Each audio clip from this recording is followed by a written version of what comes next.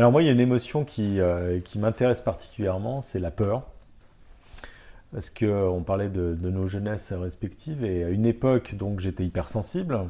Je suis toujours hypersensible, mais je me suis blindé, entre guillemets, entre temps. Et j'étais aussi timide. Donc j'avais la peur du regard des autres, du jugement, etc. Donc ça venait avec mon hypersensibilité, bien sûr. Et là, aujourd'hui, je trouve que la peur, bon, c'est un de mes sujets, c'est encore un de mes sujets, parce que la peur chez les autres, aujourd'hui, je trouve que c'est vraiment handicapant. C'est une émotion qui est assez handicapante dans notre société, qui l'entretient en plus particulièrement en ce moment. Et j'aimerais qu'on approfondisse cette émotion, parce qu'elle est quand même fondamentale d'une sorte comment dire, de résistance que tout le monde met en place et qui rend les gens un peu en incapacité d'agir. Donc, qu'est-ce que tu penses de cette incapacité d'agir qui est générée par la peur? Alors, je vais répondre en deux temps. Déjà, chez toi, si tu veux. Alors, il y a peut-être quelque chose où tu dis enfant hypersensible, timide, et la peur du regard de l'autre. Généralement, cette situation ne parle pas de peur. De quelle émotion pourrait-elle parler? Je sais pas, la honte? Eh oui, la honte. En fait, c'est pas dans cette configuration, ça ne parle pas de peur, mais de honte. Et de quoi nous parle la honte? C'est que peut-être l'autre a une image négative de moi. Et si on arrive une seconde, il suffit de croire que cette image négative pourrait être vraie, c'est là où la honte prend. Et donc ça vient chercher l'estime. Donc du coup, là, la grande question, c'est est-ce que, aujourd'hui, consciemment, tu dis que tu valides cette mauvaise image potentielle de toi qu'il projette? Ou est-ce que toi, aujourd'hui, tu dis j'étais un enfant hypersensible, timide, et est-ce que ça mérite cet étiquetage par les autres? C'est comme ça, la honte, elle prend en fait le pouvoir. C'est que quand je suis enfant, voilà, moi c'était ça, j'étais hypersensible, donc je pouvais partir dans tous les sens, et parfois on pouvait avoir des regards pas très bienveillants. Et du coup, c'était comme si je voyais dans le regard des autres cette image négative de moi. Et du coup, je pouvais m'y reconnaître. Et en fait, moi, adulte, je suis venue aller parler à mon enfant en tant que thérapeute, évidemment, on a ce côté schizophrène parfois. Mais du coup, je lui ai expliqué, non, un enfant hypersensible qui a des difficultés à exprimer ses émotions, de ma éthique aujourd'hui, ça aurait mérité des regards bienveillants. Donc, je n'accepte pas que vous invalidez moi à ce moment en difficulté et que vous mettez que ça mérite une honte. Donc, du coup, ça, c'est, tu vois, une configuration où, voilà, avec la honte, on a vraiment le regard de l'autre. C'est souvent, ça vient nous chercher sur l'estime et l'image idéale de nous-mêmes. Et donc, quand ça arrive, c'est une configuration particulière, c'est de dire attention, cette image négative que l'autre projette, est-ce que moi, je pense qu'elle peut être vraie de moi ou pas? Et si la conclusion est oui, ça mérite une petite honte. Si la conclusion est non, ça ne mérite pas l'émotion de honte, que je la laisse s'installer.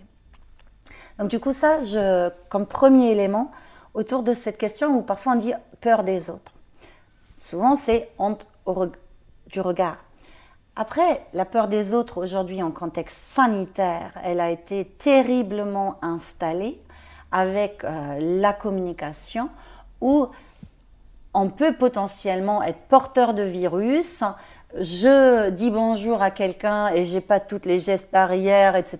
Ou ô combien je les ai, il y a toujours un risque. J'infecte l'autre qui peut mourir de la maladie. Là, on est vraiment dans la peur des autres parce qu'on est dans, il y a un danger potentiel, c'est l'autre peut être porteur du virus et aller me contaminer ou contaminer quelqu'un. Donc là aussi, pour agir dessus, pour moi, c'est vraiment repositionner les déclencheurs. Parce que déjà, d'ailleurs, est-ce qu'on est plutôt peur ou angoisse? Parce que là, on est beaucoup aussi dans l'anticipation des dangers. On n'est pas à des dangers réels. Danger réel, c'est quelqu'un qui a du Covid, il est devant moi, là il y a un danger réel. Là pour l'instant, on est plutôt dans des zones d'angoisse à anticiper des dangers. Donc c'est aussi à revenir sur les bases. C'est de dire, ok, j'ai quelle catégorie d'âge? Quel est le risque de mortalité à cet âge? Et donc de repositionner déjà les risques et de ne pas laisser partir la peur comme si c'est du Ebola. Alors, on n'a pas du tout cette gravité. Voilà. Donc là, il y a un premier recadrage qui nous invite à vérifier la véracité des informations. Parce que souvent, l'angoisse nous emmène à surestimer la probabilité des informations. Ça, c'est une première chose.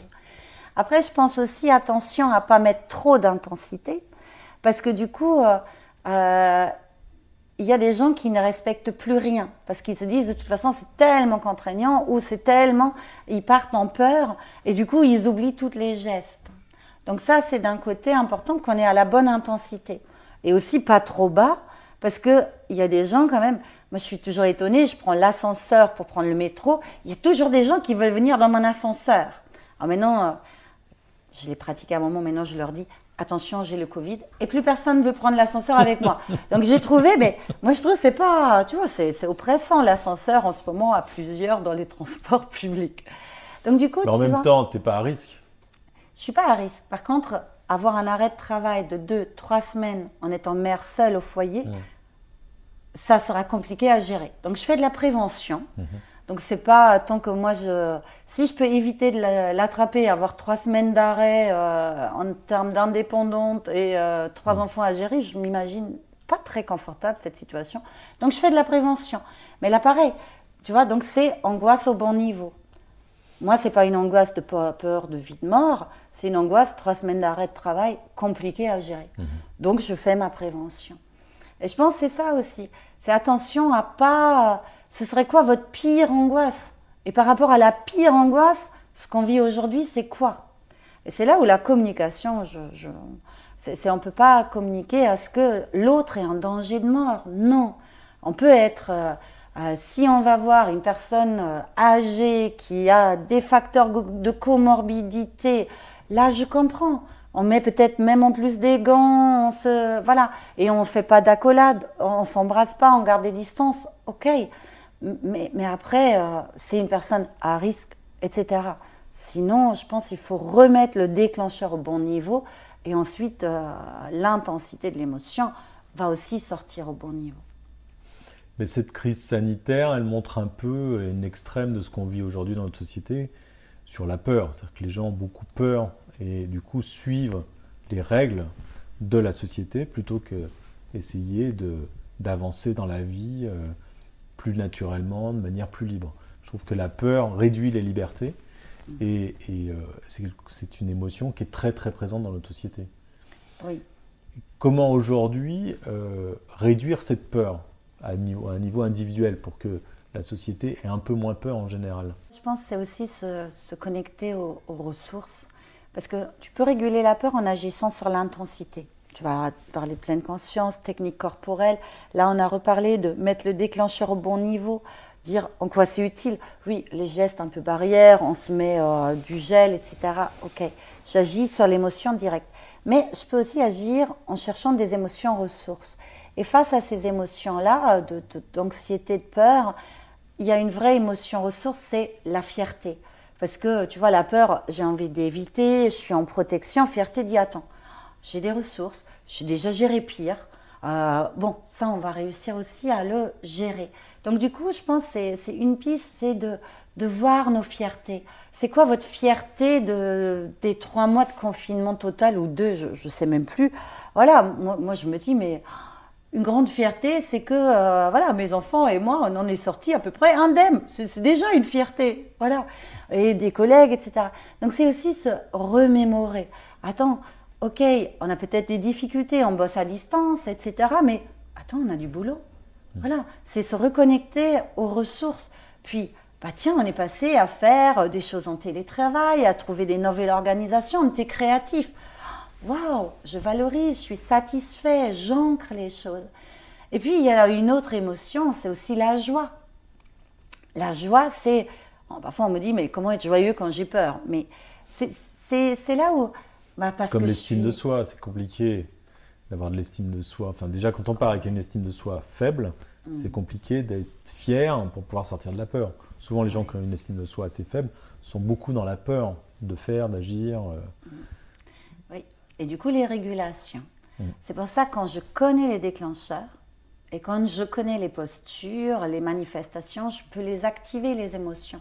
Tu vois, si je te parle, voilà, donne-moi tes allez, 4-5 ressources fondamentaux qui te permettent de naviguer dans toutes tes situations critiques.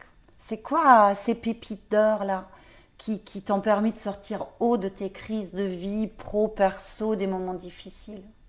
Tu vas voir quand tu m'en parles, c'est ah oui, là j'ai connecté ça, et ok, donc tu vois naître la posture, bah, reste dans la posture, ancre les ressources, savoure. Et c'est ça, c'est pas un. On peut tous avoir des moments d'estime plus ou moins forts, ou peut-être on a une estime plus basse, mais c'est souvent la technique qui manque. Si je peux avoir quelqu'un que j'accompagne qui a une estime, je ne sais pas, dans les chaussettes, tu vois, mais je le fais parler de ses ressources, de situations difficiles, la fierté va naître. Tu vois, et c'est là où je pense, ouais, éduquons-nous à ces quelques grilles parce qu'on a des émotions ressources très importantes. La fierté qui nous connecte à confiance ressources. On a la joie qui reconnecte le lien. Je ne suis pas toute seule. Et ça, c'est quand même aussi quelque chose d'hyper important en ce moment. C'est prévenant l'isolement. C'est se connecter à la joie du lien. Autre émotion, satisfaction. La satisfaction, ça nous donne le sentiment d'avoir un contrôle sur la vie. Et dans des moments où on a une incertitude quand même plutôt grande, c'est moi, je savais toujours, à 30 ans je voulais être docteur, bah là, à 40, 45, c'est un peu, j'ai encore la lignée de vie, mais on est dans une incertitude. Et là, effectivement, satisfaction, j'ai fait ça, petit pas, j'ancre, je pose, ça nourrit mon estime, ça nourrit mes ressources, et ça coupe les niveaux de stress, d'anxiété, pour régénérer le corps aussi. Donc, jouons avec ces émotions pour cadrer la peur ou l'angoisse, parce que du coup, tu n'es pas mon émotion, mais tu es tout d'un coup anxiété, un peu de fierté, un peu de joie, un peu de ça. Tout d'un coup, elle prend beaucoup moins de poids dans ton cocktail émotionnel.